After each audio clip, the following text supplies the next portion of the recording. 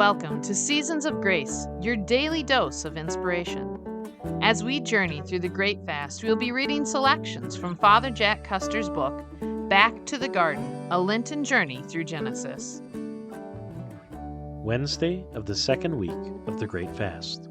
We read from the book of Genesis, chapter 4, verses 16 through 26.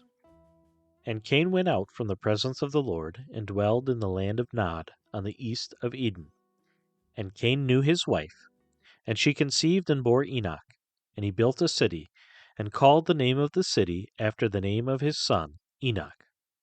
And unto Enoch was born Irad, and Irad begat Mehujael, and Mehujael begat Methusael, and Methusael begat Lamech. And Lamech took unto him two wives. The name of the one was Adah, and the name of the other Zillah. And Adah bore Jabal. He was the father of such as dwell in tents, and of such as have cattle. And his brother's name was Jubal. He was the father of all such as handle the harp and organ. And Zillah also bore Tubal-Cain, an instructor of every worker in brass and iron. And the sister of Tubal-Cain was Naamah. And Lamech said unto his wives Adah and Zillah, Hear my voice, you wives of Lamech. Hearken unto my speech, for I have slain a man to my wounding, and a young man to my hurt. If Cain shall be avenged sevenfold, truly Lamech 70 and sevenfold. And Adam knew his wife again, and she bore a son and called his name Seth. For God, she said, has given me another seed instead of Abel, whom Cain slew. And to Seth, to him also there was born a son, and he called his name Enos.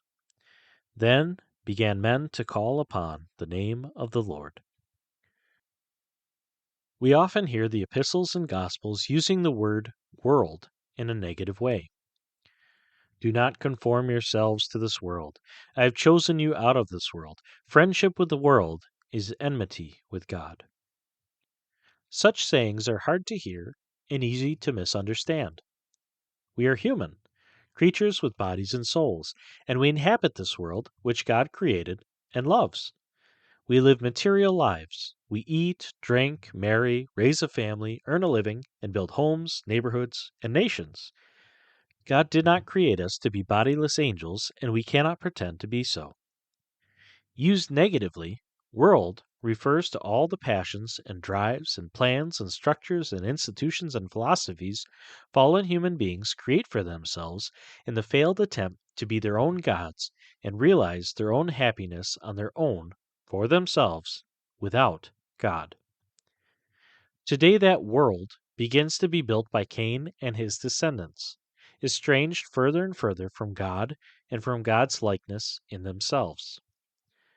On the one hand, we see humanity becoming more sophisticated.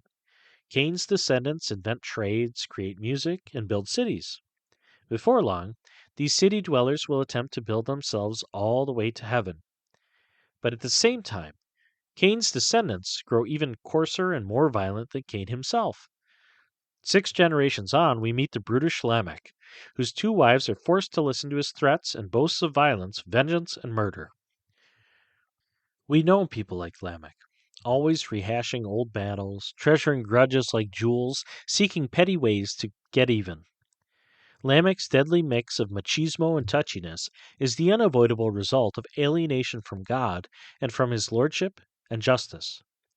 If we believe that we have no one to rely on but ourselves, we will become squirrely hoarders and vicious dogs fighting over every bone.